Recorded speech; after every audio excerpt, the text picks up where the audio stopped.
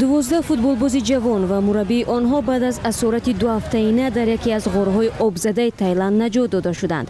Нирӯҳои таъиноти хоси баҳрии Таиланд изҳор намуданд, ки ҳамаи бандиёни ғори обзада ба берун бароварда шуданд. ҳамин тариқ ин ҳодиса, ки чандин рӯз дар саҳифаҳои аввали матбуоти ҷаҳон ҷойгир буд, бо муваффақият ба анҷом расид. Дастаи футболбозони наврас баъди тамрини 23 июн ҳамроҳ бо мураббияшон ба пажӯҳиши муҷтамаи ғорҳои вилояти Чанграй рафта буд.